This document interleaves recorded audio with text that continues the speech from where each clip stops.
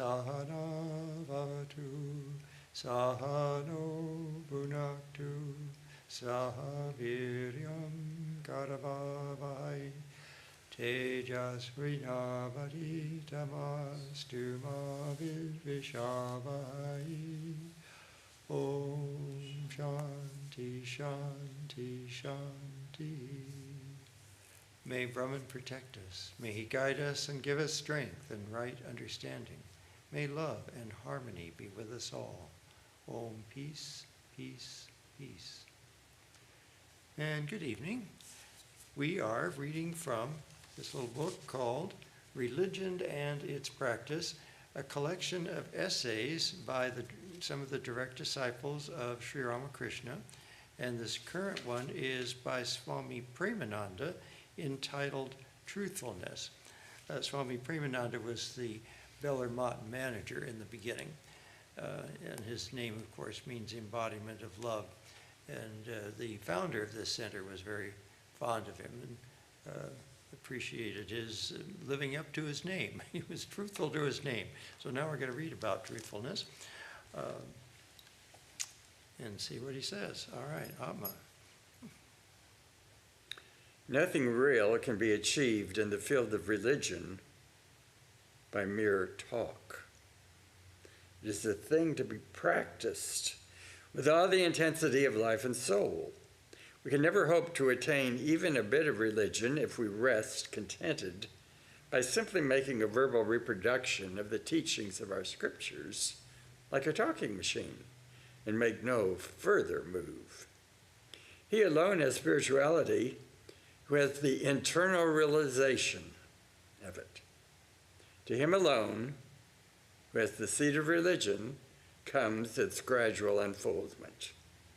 Just as the seed of a banyan is necessary to bring forth a mighty banyan tree, so there must be the seed of spirituality in us first. And then we have to rear up the tree. We should attempt to realize it.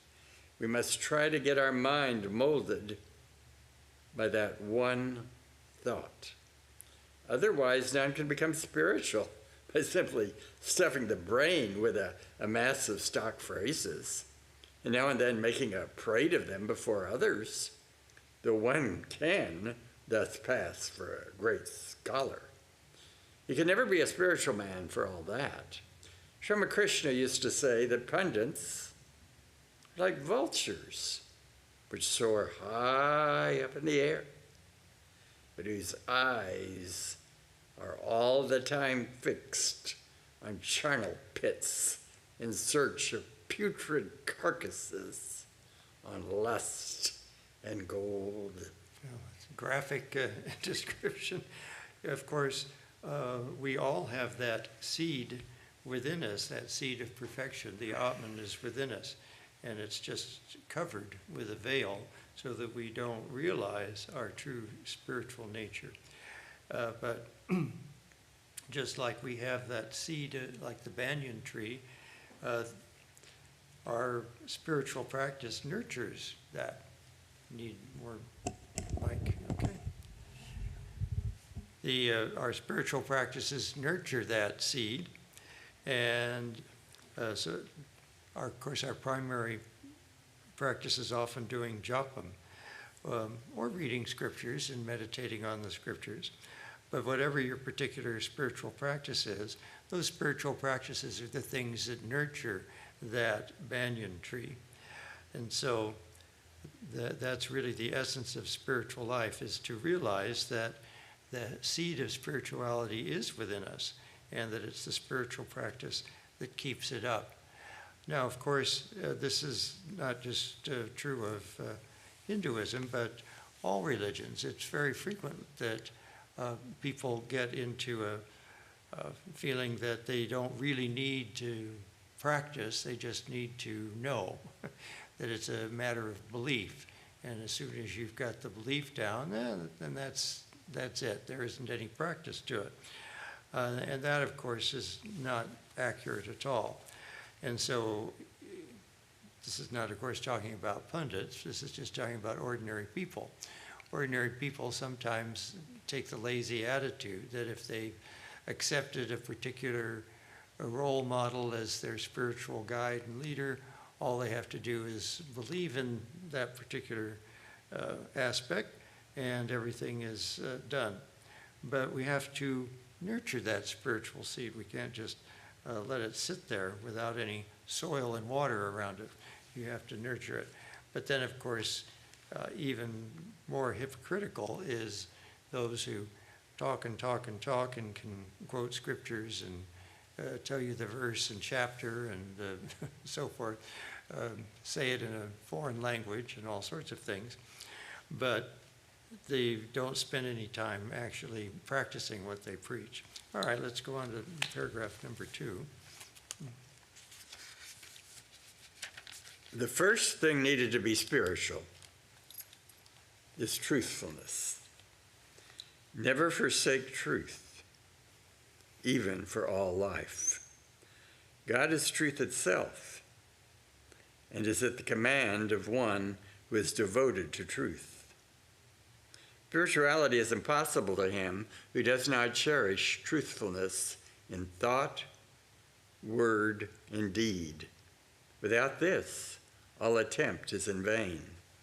So first of all, try to be unflinchingly truthful with all heart and soul. Truth is ever victorious in all times, past, present, and future. Yes, and of course, the truth is that you are the pure and spiritual one. So the direct disciples of Sri Ramakrishna and Sri Ramakrishna himself would often say that it's a sin to call a man a sinner. So that's something we always have to remember. Remember that you are a spiritual being having a human experience. And so tell the truth to yourself, that you have to remember that truthfulness in yourself. And then, of course, we have to try to practice truthfulness in our ordinary deeds, which, of course, sometimes we run into sort of moral dilemmas, you could say, where there are all sorts of famous examples where, if somebody is being unjustly accused of something and they're hiding in your attic and the police come for them, are you going to turn them in? That kind of thing. If they say to you, you know where so-and-so is? Well, these kind of moral dilemmas are always difficult. But the trouble is that our virtues sometimes come into conflict. And that's because this is a world of Maya, and it's never easy. In the world of Maya, virtues often come into conflict because it's an apparition and it's not a cut and dried situation. All right, let's go ahead and see how he handles all these things. Many do know theoretically much of what spirituality is, but alas, how few are there who put their knowledge into actual practice. The achievement will be his only who would follow up truth. We hear many say that it is impossible to be truthful in business, but I do not believe it. Where truth reigns, there the Lord himself abides. If the man of business carefully enshrines truth in his house, he will be looked upon as the greatest of all virtuous men, and his business, too, is destined to thrive. Nag Maharishi, a householder disciple of Sri Ramakrishna, was greatly devoted to truth. Once he went to buy something in the market. The shopkeeper charged 4 annas for that. As he was truthful, he took the shopkeeper also at his words, did not bargain. Bystanders, seeing him pay 4 annas, thought within himself, well, what sort of man is he? He did not even care to bargain. But when he came to know that it was Nag Maharishi, the saint, who believed that no one would dupe others, he took the shopkeeper to task for charging 4 annas for what was worth only 2. The shopkeeper took this to heart. So the next day, when Nag Maharishi came To buy something, he charged only 2 annas for a thing which was worth 5 annas. At which Nagmahashi, with folded hands, addressed the shopkeeper thus: "Why do you behave like this with me? This is worth more than 2 annas. Please take from me the proper price." The shopkeeper was deeply moved at this, and he fell at the feet of the saint. Therefore I say that you will never be a loser if you stick to truth. If you stick to truth, divine grace is sure to flow to you through all channels. You will prosper not only in worldly affairs, but in spirituality as well. Yeah, certainly. We've all run across businesses that you felt cheated you in some way, and then you don't go back because you don't want to give your business to somebody that's going to overcharge or say they fixed something and they haven't fixed it. It seems like auto repair shops are kind of notorious for this kind of thing. And pretty soon you get to know the reputation, and you don't go back to those places. So if you're going to be successful, you have to be truthful in your business operations in order to get repeat business. Also, you want to try to be of service to the client, not just think of your bottom line, but think of how you're going to serve them. I remember kind of reminiscence of this. I bought some tomato cages once, and they were all stuck together, and they're very difficult to get apart. And both the clerk and I counted them and thought there were, I don't know, 7 or something, I can't remember. Then I got them home and I separated, I discovered there were 2 extras in there. They were so nested together that we hadn't counted. So the next time I went in, I had to buy some more anyway. And I said, the last time I was in, you only charged me for this number, and I actually had that number. So charge me for 2 more of these in addition to the ones I'm getting. They're always rather shocked, I think, when somebody takes the effort to be truthful like that. And it's nice. And it happens at other times, of course. You discover that there's something, that they forgot to ring something up or something of that nature. And so you call it to their attention, and they're always very grateful. So, all right, let's read the next paragraph. If you have truthfulness, every other virtue is sure to come in its wake, even self-control. But we've lost this truthfulness, and that is why we have to come to such a pass, groaning under the crushing weight of misery and degradation. Now all our efforts must be directed first to retrieve it, not by mere empty speech, but by sincere action, pledging all our heart and soul to it. The principal element in spiritual practice is the sincerity of life, making the inner life tally with the outer, thought with speech. At present, we are hypocrites, for we think one way and talk in a different strain. We're not sincere. This is delusion. This is ignorance. He who wants to be spiritual must give up talk and take to practice. God's grace descends upon such a person. He's sure to prosper here and hereafter. Of course, sometimes we have to be careful how we say things. If you're not absolutely sure that you're going to be able to do something, but you intend to do it, it's better to say that. Yes, I plan to be there. And then if something happens and you don't end up coming, then you haven't been misleading. This happens many times. You don't mean to be misleading. You certainly think you're going to be there, but if you say, yes, I will be there at 3, and then something happens and you can't be there, then you haven't really been truthful. So in order to avoid those rather minor infractions of truthfulness, try to phrase things to give you a loophole, you could say, in case something comes up and you're not able to do what you say you're going to do. So this is probably the a good strategy, you could say. All right, let's continue. Sri Krishna urges us in the Gita to perform work without attachment, to attain freedom even in this life. It is not a myth nor a figment of a morbid brain. We've actually seen such lives with our own eyes. We too have to attain this freedom in this very life. We must attain it even if we are to sacrifice everything for it. Otherwise, all the tall talks of devotion, bhakti, religion, and so forth will ever remain confined to speech without being realized in actual life. Unless we attain freedom, we cannot get pure devotion. In whatever station of life we may be, let us all say, with all the force of our soul, that we must become Jivan Muktas, the living free. But then we will have to sacrifice our whole life.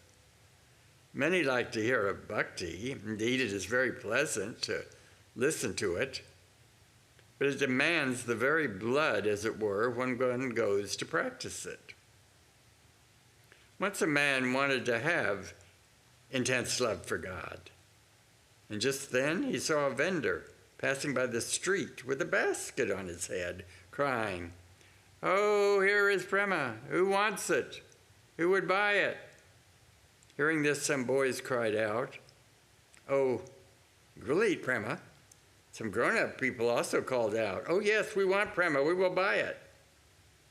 At this, the vendor lowered the basket from his head and said, "Come, let me know how much prema each of you will have. I sell it by weight. How much do you want, a pound?" And with this, he drew out a sharp knife and said, "Look here, cut your head off for this. I shall give you prema as much as your head weighs. If you want prema, you will have to give the price, your head." Verily, never has spirituality been attained by mummery, by empty words. Sacrifice, terrible sacrifice of one's own life, is the price for it. Have you not heard of Sri Radha? She gave up everything that one could hold dear of life, and so she got him. We've also seen such lives ourselves, the sublime lives of Ramakrishna, Swami Vivekananda, Nag Mahashaya, and others are ever shining brightly before our eyes. If you want spirituality, follow such examples. To have wife, children, money, business, and all other facilities of life, and at the same time religion, it's an impossibility. You have to give up everything, and then alone can you have religion and spirituality. Yes, so to have pure devotion, that's the highest possible love for God. And of course, the more you can move towards loving God, the more you can move away from being enamored by other things. So it can happen gradually if we work at it, but you have to continue to work at it for a long time. It's not just something you think of would be nice, but then never follow through. You have to actually do it. And of course, this goes for anything. You might think it's nice to get a college degree, but then you actually have to go to college and actually get the degree. You might think it's nice to have a beautiful garden, but if you don't actually till the soil and buy the plants and water them and so forth, you never get the garden. So it's similarly with our spiritual practice. We can't just think it's a good idea. It has to actually be followed through. So interesting that you have to cut off your head. Well, of course, it's not the physical head that they really need. It's the inner thoughts of your head that are really needed here, that have to be dedicated to it. And so that's the lesson of truthfulness, is that it's the total dedication. He's really talking about truthfulness in the sense of being true to your spiritual goals. Another thought came to my mind about the first incident I brought up about if, suppose somebody who is not guilty of any crime but is being sought by the police unjustly and is going to be unjustly accused, you could think that the higher truth is that this person is not guilty and they shouldn't be prosecuted and convicted. And so it depends on what kind of truth you're going to support here. That becomes a very tricky situation, but one that we often might face. So that was a rather short selection, so we can go on. We've only finished half our time here, so shall we continue with hints on spiritual practice, or on practical spirituality, excuse me. That's Ramakrishna. Ah, very good, thank you. As I said, they don't put the particular Swami that's written these in the text. You have to go back to the table of contents. Do you want to say a few words about him? Swami Turiyananda was sent to the San Francisco Center to head that center up. I guess he was the first one after Swami Vivekananda had set it up. And he said, I'm going to send you a real sannyasin that you can learn from. And he started the Shanti Ashram way off in the distant San Jose hills. And they had a very austere routine. So he wasn't the same kind of dynamic lecturer, you could say, of Swami Vivekananda or Swami Abhedananda, but he really was that practicing yogi, and so they had a great example of that. He had a great desire to see Swami Vivekananda and made arrangements to go back to India against the advice of the Divine Mother, but he reached after Swami Vivekananda had passed away and then never returned to the West, sadly. And in his place, Swami Trigunatita Nanda was sent. And he was quite a different sort. He had quite a rigorous routine of the lectures and classes and so forth. All right, so let's see what Swami Turiyananda says here. Hints on practical spirituality. The whole of Hindu Dharma is based on the Vedas. Therefore, none of the different views of the Puranas, Tantras, are contrary to the Vedas. All these have the Vedas for their basis. For the easy comprehension of the sadhaka or aspirant, the rishis have explained it variously and have also fixed different practical courses to be followed. That is all. The authors of the scriptures say that their views are based on the Vedas. If without studying the whole of the Vedas, we should say, this is not found in the Vedas, we shall be wrong. There's no doubt as to that. But merely going through the scriptures is useless. One has to undergo spiritual practices, when through the grace of the Guru, everything that is contained in the scriptures is revealed. Ramakrishna used to say, merely saying siddhi, or hemp, will not make one intoxicated. One has to get it, prepare it, and take it. Then alone one gets intoxicated and dances about saying, victory to Kali, victory to Kali. Yeah, so to be an orthodox sect of Hinduism, you have to be able to argue your position from things in the Vedas.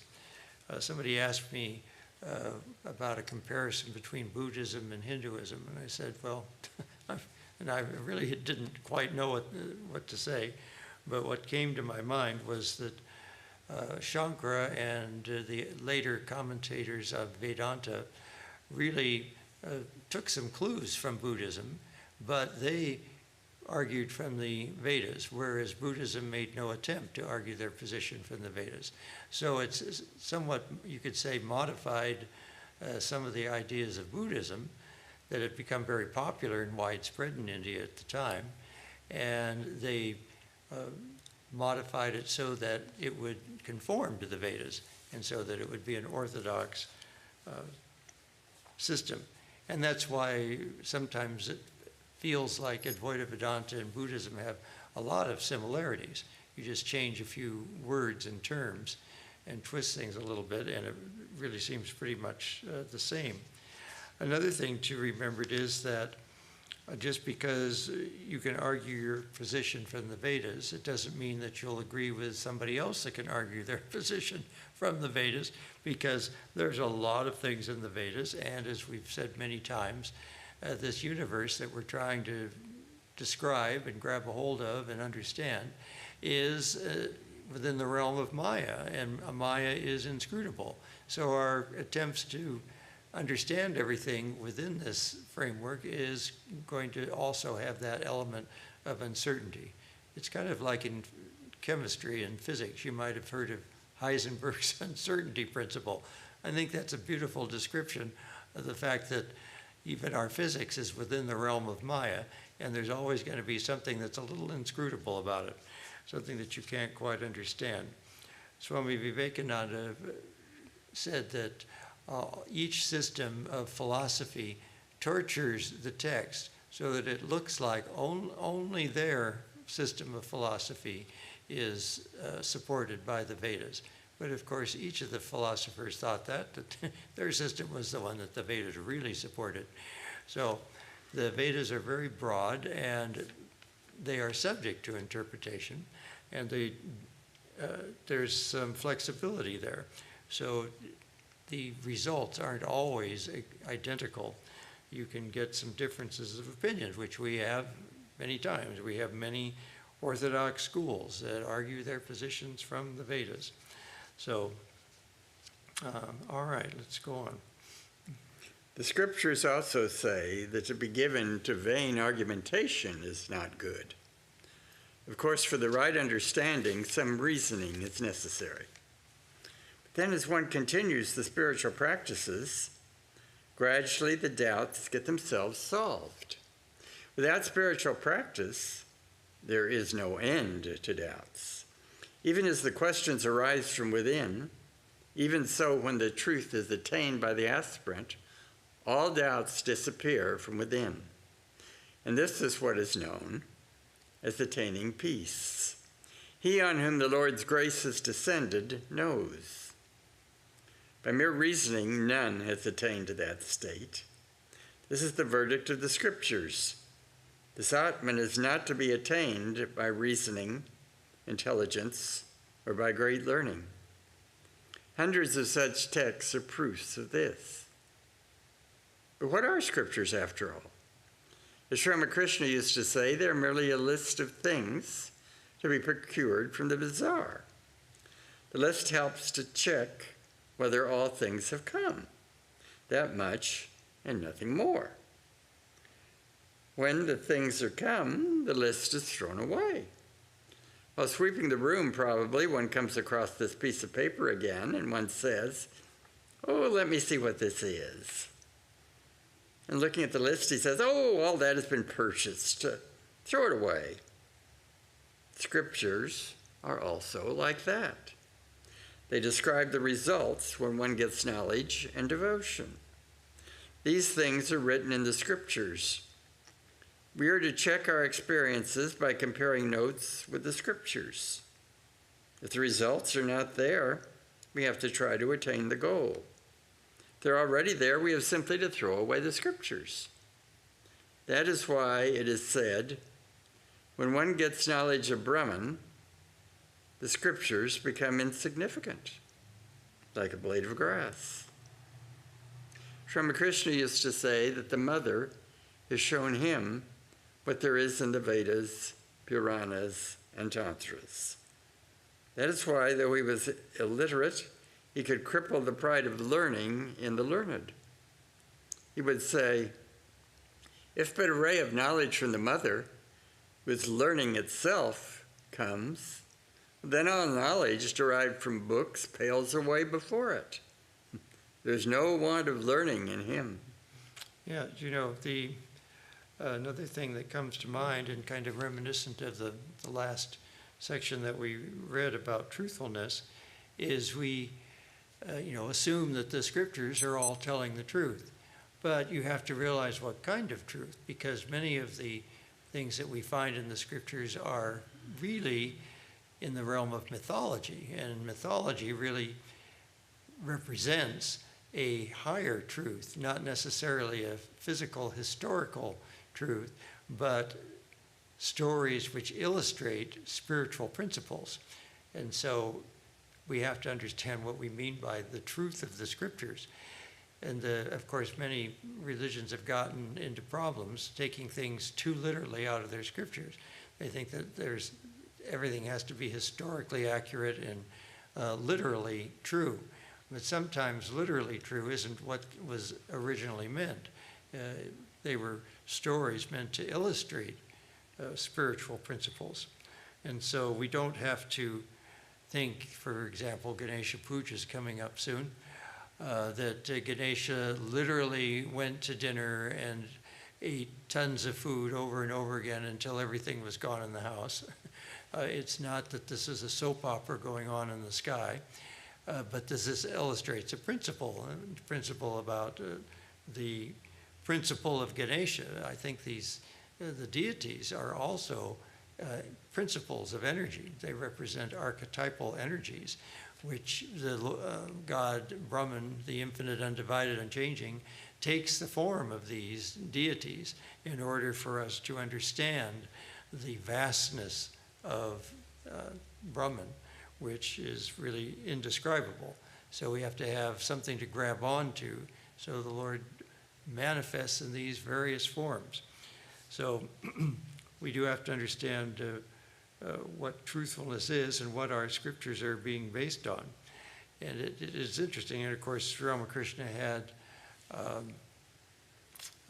Latu Maharaj, Atmavidyananda, one of his 16 monastic disciples, who was very unschooled, you could say, not interested in book learning at all. He simply set himself to the task of God realization and achieved the results.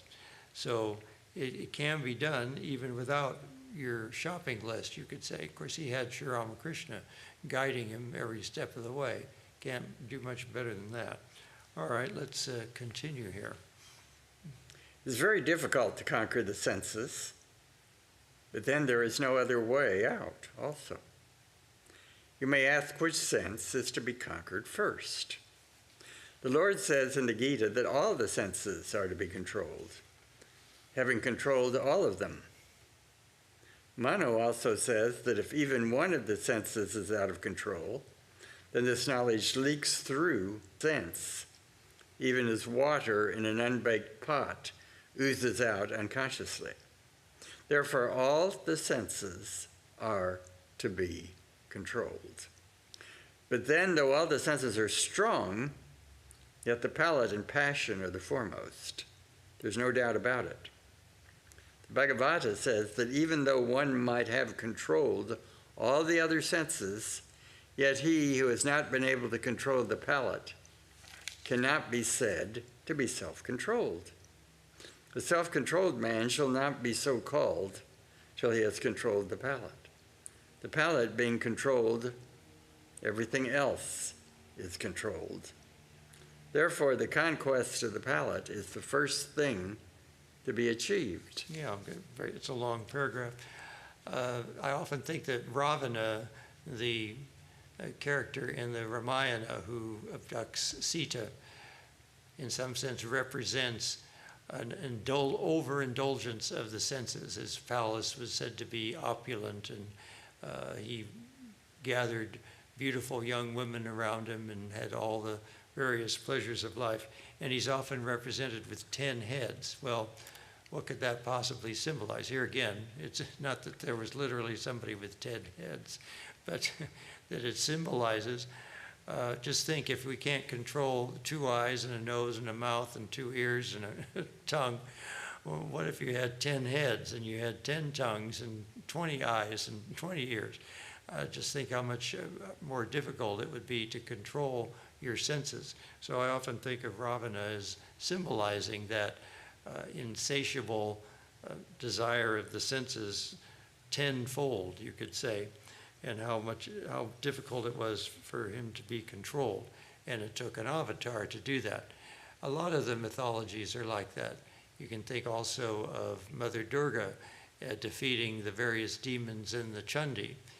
And in those epics, she has to defeat all of these various demons.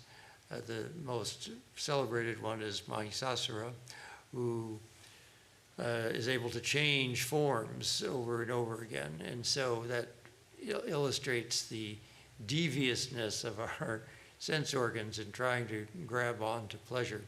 So we give up sugar and then we indulge in artificial sweeteners or something of that nature.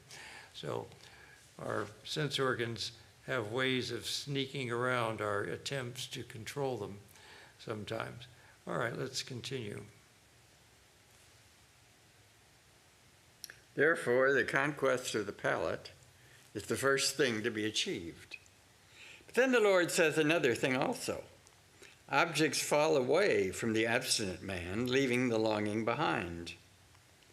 But his longing also ceases in him who sees the supreme. That is, if one practices austerities, giving up food and so forth, the senses may become abstinent, but the longing is not destroyed. That vanishes only when the Lord is realized.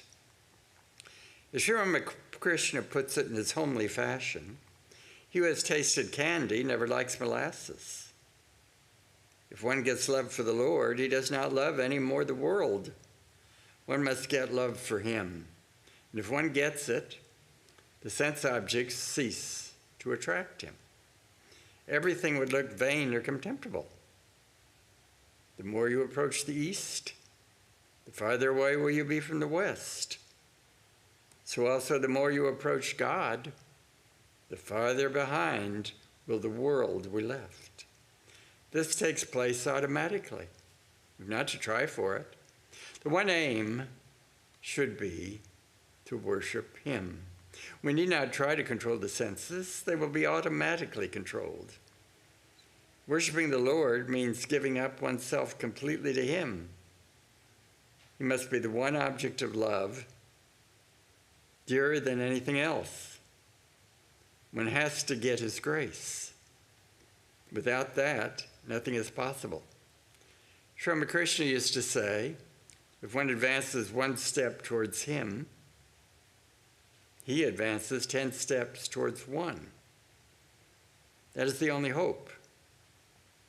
Try to love the Lord, and you will realize his grace. You know, I'm reminded of when I was a kid. In those days, eating healthy was not mainstream like it is today. There were no chains of Whole Foods or Sprouts or other large chains of health food stores. They were usually tiny operations and hard to find and not very close to home. And of course, the recommendations by the early pioneers like Carlton Fredericks and Dell Davis and so forth were, you know, give up the white sugar, give up the white bread, give up the Twinkies and the donuts and all the things that tasted good, and, you know, and have your black strap molasses and your wheat germ bread and your plates of liver and so forth. So it became a slogan that for the health food nuts, as they were called back then, health food nuts, their slogan was, if it tastes good, spit it out. So, because when your palate is used to things that are highly processed, everything that's, you know, white flour and white sugar and all sorts of gooey rich pastries and so forth, you having whole wheat bread and that sort of thing was not as palatable, and it took a lot of getting used to and a lot of convincing your mind that you want to be healthy rather than just taste things. So trying to keep healthy is actually takes you a bit in the direction of controlling the palate. You can't just eat what tastes good. You have to eat what you know is good for you. And so that's a step in the right direction. All right. Let me ask you a question. Now, it seems here there's almost a contradiction when he says we need not try to control the senses, but they will be automatically controlled. That seems a little bit confusing. Well, he's saying, I think this is the easy way, is to pray for God to give you an unswerving devotion and unswerving bhakti so that you will increase your love. Then these things will fall away.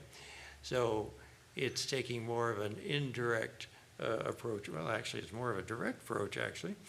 You almost might think of controlling the senses as being the more roundabout way, clearing all your desires away so that you can have the one desire of God. But the more direct way would be to cultivate the one desire for God so that these other desires will fall away.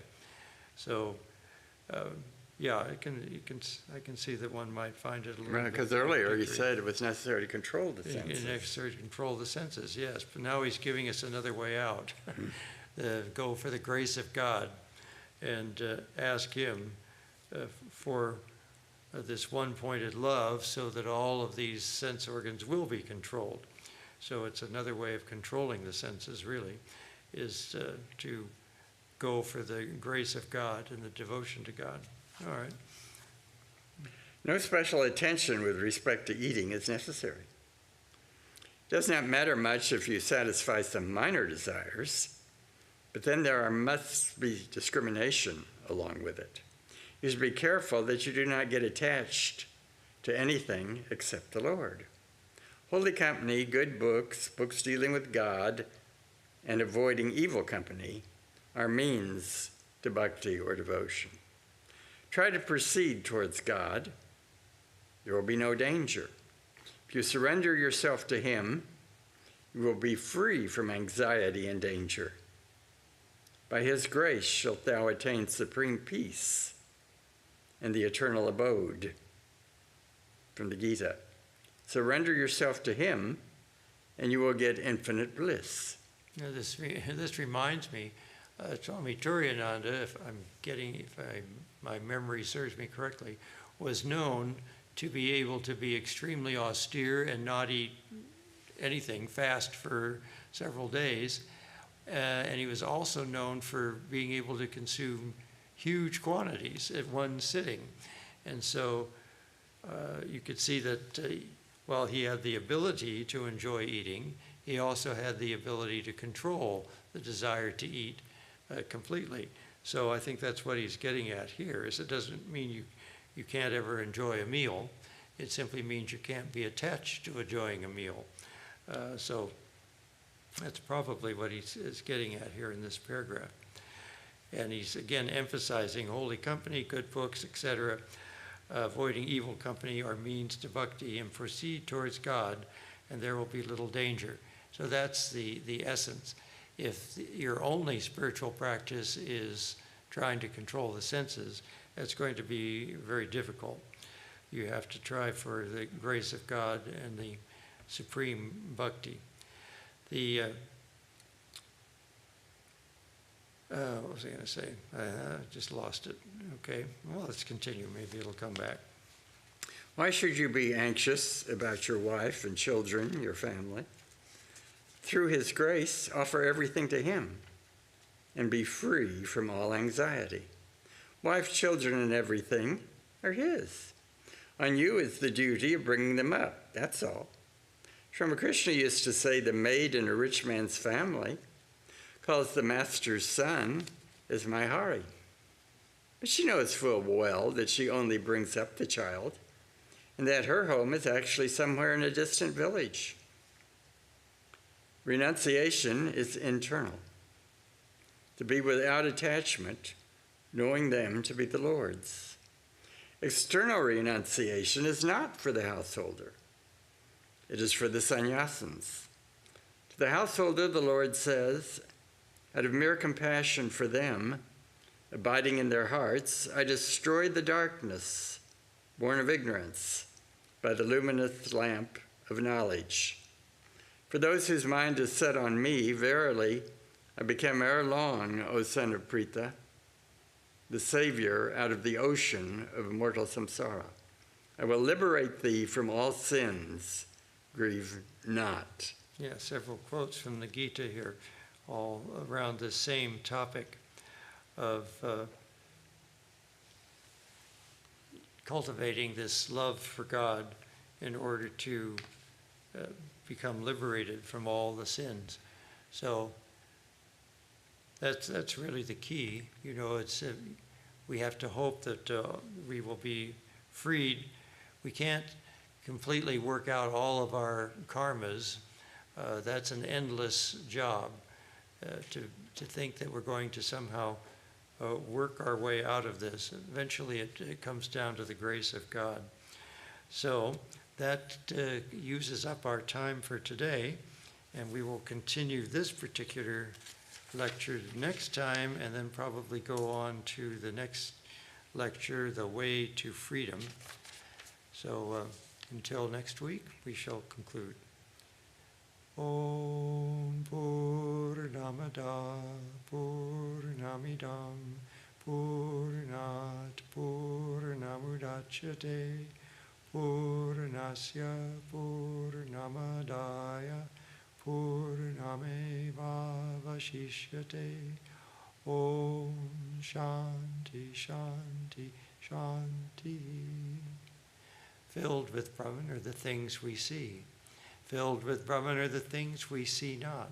From out of Brahman floweth all that is. From Brahman all, yet is it still the same. Om, peace, peace, peace.